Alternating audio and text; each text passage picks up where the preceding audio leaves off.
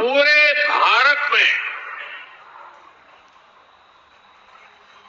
समुद्र से समृद्धि की ओर जाने की हमारी दिशा क्या है, उसके लिए आज इस महत्वपूर्ण कार्यक्रम का केंद्र भावनगर चुना गया है। गुजरात के लोगों को, भावनगर के लोगों को बहुत बहुत बधाई। साथियों, अभी 17 सितंबर को आप सबने अपने नरेंद्र भाई को जो शुभकामनाएं भेजी हैं, देश और दुनिया से जो शुभकामनाएं मुझे मिली हैं, व्यक्तिगत तौर पर सबका धन्यवाद करना संभव नहीं है, लेकिन भारत के कोने कोने से और विश्व भर से ये जो प्यार मिला है, ये जो आशीर्वाद मिले हैं, ये मेरी बहुत बड़ी संपत्ति है, ये मेरी बहुत बड़ी ताकत है। और इसलिए सार्वजनिक रूप से मैं आज देश और दुनिया के सभी महानुभावों का हृदय से आभार व्यक्त करता हूं। यहां एक बेटी को एक चित्र बना करके ले आई है, वहां एक बेटा लेकर के आया है। जरा इसको कलेक्ट कर लीजिए भाई। इन बच्चों को मेरा बहुत बहुत आशीर्वाद। Thank you. जो लोग आए हैं, मैं आपके प्यार के लिए मैं आपका आभारी हूं। आपने इतनी मेहनत की। धन्यवाद जी, धन्यवाद बेटा।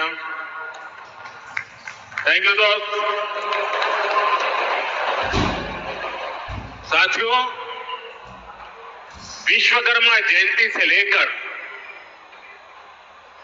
गांधी जयंती तक, यानी 17 सितंबर से 2 अक्टूबर तक पूरे देश में लाखों लोग सेवा पखवाड़ा मना रहे हैं। मुझे बताया गया है कि गुजरात में भी अभी तो 15 दिन का सेवा पखवाड़ा है, लेकिन पिछले 2-3 दिनों में सेवा पखवाड़े के दौरान बहुत से कार्यक्रम हुए। सैकड़ों जगह पर ब्लड डोनेशन कैंप लगे और इनमें 1 लाख लोग अब तक ब्लड डोनेट कर चुके हैं। ये सिर्फ मुझे जो गुजरात की जानकारी मिली वो बता रहा हूं मैं। अनेक शहरों में सफाई अभियान चलाए गए। लाखों लोग इन सफाई अभियानों में भी साथ आए। राज्य में 30,000 से ज्यादा जगहों पर, यह आंकड़ा बहुत बड़ा, हेल्थ कैंप लगाए हैं, जहां लोगों को जांच और उपचार की मदद की जा रही है। खास करके महिलाओं के स्वास्थ्य को केंद्र में रखा गया है। देश भर में सेवा कार्यों से जुड़े हर किसी का मैं अभिनंदन करता हूं, उनका आभार व्यक्त करता हूं। साथियों, आज इस आयोजन में मैं सबसे पहले कृष्ण कुमार सिंह जी का पुण्य स्मरण करता हूं। सरदार साहब के मिशन से जुड़ते हुए उन्होंने भारत की एकता के लिए बहुत बड़ा योगदान दिया। आज ऐसे ही महान देशभक्तों की प्रेरणा से हम भारत की एकता को मजबूत कर रहे हैं। एक भारत श्रेष्ठ भारत की भावना को मजबूत कर रहे हैं। साथियों, आज मैं ऐसे समय में भावनगर आया हूं जब नवरात्र का पावन पर्व शुरू होने वाला है। इस बार जीएसटी में कमी की वजह से बाजारों में रौनक भी और ज्यादा रहने वाली है। और ये उत्सव के इसी माहौल में आज हम समुद्र से समृद्धि का महा उत्सव मना रहे हैं। ભાવનગરના ભાઈઓ મને માફ કરજો, મારે હિન્દીમાં એટલા માટે બોલવું પડે છે કે દેશભરના લોકો આમાં જોડાયેલા છે। દેશભરના લાખો લોકો જ્યારે કાર્યક્રમમાં જોડાયા છે તો આપની ક્ષમા માંગીને મારે હિન્દીમાં જ વાત કરવી રહી। साथियों, 21वीं सदी का भारत आज समुद्र को बहुत बड़े अवसर के रूप में देख रहा है। थोड़ी देर पहले यहां पोर्ट लेड डेवलपमेंट को गति देने के लिए हजारों करोड़ रुपए के प्रोजेक्ट का शिलान्यास और उद्घाटन किया गया है। देश में क्रूज टूरिज्म को प्रमोट करने के लिए आज मुंबई में इंटरनेशनल क्रूज टर्मिनल का भी लोकार्पण किया गया है। भावनगर के, गुजरात के विकास से जुड़े अनेक प्रोजेक्ट भी शुरू हुए हैं। मैं सभी देशवासियों को और गुजरात के लोगों को भी बहुत बहुत शुभकामनाएं देता हूं। साथियों, आगे बढ़ रहा है। दुनिया में हमारा कोई बड़ा दुश्मन नहीं है। सच्चे अर्थ में अगर हमारा कोई दुश्मन है तो वो है दूसरे देशों पर हमारी निर्भरता। यही हमारा सबसे बड़ा दुश्मन है और हमें मिलकर भारत के इस दुश्मन को निर्भरता वाले दुश्मन को हराना ही होगा। हमें ये बात हमेशा दोहरानी है, जितनी ज्यादा विदेशी निर्भरता उतनी ज्यादा देश की विफलता। विश्व में शांति, स्थिरता और समृद्धि के लिए दुनिया की सबसे बड़ी आबादी वाले देश को आत्मनिर्भर बनना ही होगा। हम दूसरों पर आश्रित रहेंगे तो हमारा आत्मसम्मान भी चोटिल होगा।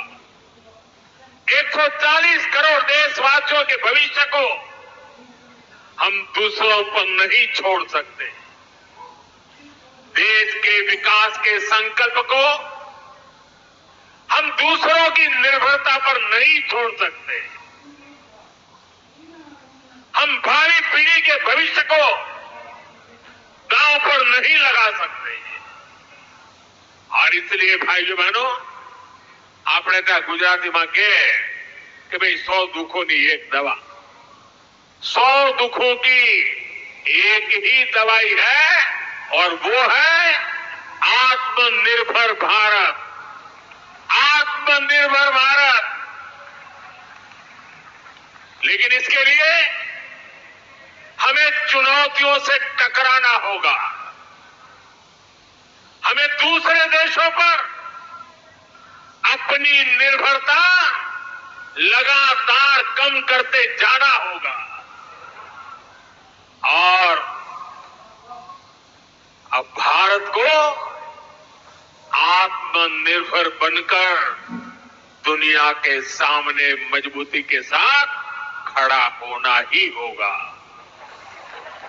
भाइयों और बहनों, भारत में सामर्थ्य की कोई कमी नहीं है, लेकिन आजादी के बाद कांग्रेस ने भारत के हर सामर्थ्य को नजरअंदाज किया। इसलिए आजादी के 6-7 दशकों बाद भी भारत वो सफलता हासिल नहीं कर पाया जिसके हम हकदार थे। इसके 2 बड़े कारण रहे। लंबे समय तक कांग्रेस सरकार ने देश को लाइसेंस कोटा राज में उलझाए रखा, दुनिया के बाजार से अलग थलग रखा, और फिर जब ग्लोबलाइजेशन का दौर आया तो सिर्फ इम्पोर्ट के नौजवानों का बहुत नुकसान किया। इन नीतियों ने भारत की असली ताकत को सामने आने से रोक दिया। साथियों, देश का कितना नुकसान हुआ है इसका एक बहुत बड़ा उदाहरण हमारा शिपिंग सेक्टर है। आप भी जानते हैं कि भारत सदियों से दुनिया की एक बड़ी समुद्री ताकत था। हम दुनिया हुआ करते थे। भारत के तटीय राज्यों में बने जहाज देश और दुनिया के व्यापार कारोबार को गति देते थे। यहां तक कि आज से 50 साल पहले तक भी हम भारत में बने जहाजों का उपयोग करते थे। उस दौर में भारत का 40% 40% से अधिक इंपोर्ट एक्सपोर्ट देश में ही बने जहाजों से होता था। लेकिन फिर देश का शिपिंग सेक्टर भी कांग्रेस की कुनीतियों का शिकार हो गया। कांग्रेस ने भारत में जहाज निर्माण पर जोर देने के बजाय विदेशी जहाजों को किराया भाड़ा देना बेहतर समझा। इससे भारत में शिप बिल्डिंग इकोसिस्टम ठप हो गया। विदेशी जहाजों पर निर्भरता यह हमारी मजबूरी बन गया। परिणाम यह हुआ कि 50 साल पहले जहां 40% व्यापार भारतीय जहाजों पर होता था, वो हिस्सा 95% ट्रेड के लिए हम विदेशी जहाजों पर निर्भर हो गए। विदेशी जहाजों पर इस निर्भरता का हमें बहुत बड़ा नुकसान उठाना पड़ा। साथियों, में आज देश के सामने कुछ आंकड़े आप सबके सामने रखना चाहता हूं। देशवासी ये जानकर हैरान रह जाएंगे कि आज भारत हर साल करीब $75 बिलियन यानी लगभग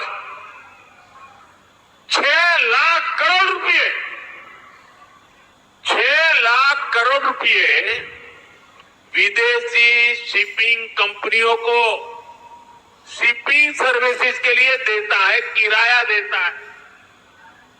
ये आज भारत का जितना डिफेंस बजट है, करीब करीब उतना पैसा किराए में दिया जा रहा है।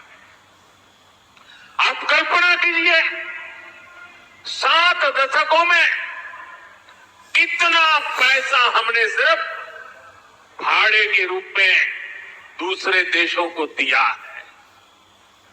हमारे पैसों से विदेशों में लाखों नौकरियां बनी है।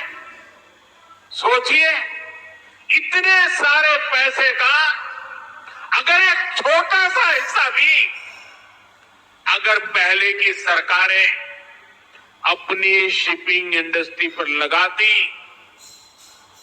तो आज दुनिया हमारे जहाज इस्तेमाल कर रही होती, हमें लाखों करोड़ रुपए शिपिंग सर्विसेज के रूप में मिल रहे होते और हमारे बच जाते वो तो अलग।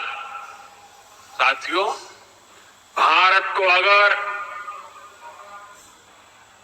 2047 जब देश की आजादी के 100 साल होंगे, 2047 तक विकसित होना है, तो भारत को आत्मनिर्भर होना ही होगा। आत्मनिर्भर होने के अलावा भारत के पास कोई विकल्प नहीं है। 140 करोड़ देशवासियों का एक ही संकल्प होना चाहिए, जीप हो या शिप, हमें भारत में ही बनाने होंगे। इसी सोच के साथ आज भारत का मैरीटाइम सेक्टर भी नेक्स्ट जनरेशन रिफॉर्म्स करने जा रहा है। आज से देश के हर मेजर पोर्ट को भांति भांति के डॉक्यूमेंट से अलग अलग प्रोसेस से मुक्ति मिलेगी। वन नेशन वन डॉक्यूमेंट और one nation one port process अब व्यापार कारोबार को और सरल करने वाली है। हाल में ही जैसे हमारे मंत्री जी सर्बानंद सोनोवाल जी ने बताया, मॉनसून सेशन के दौरान पार्लियामेंट में हमने ऐसे अनेक पुराने कानूनों को बदला है जो अंग्रेजों के जमाने से चले आ रहे थे। हमने मैरीटाइम सेक्टर में अनेक रिफॉर्म करने का सिलसिला शुरू किया। हमारी सरकार ने 5 मैरीटाइम कानूनों को नए अवतार में देश के सामने रखा है। इन कानूनों से और इन कानूनों के आने से शिपिंग सेक्टर में पोर्ट गवर्नेंस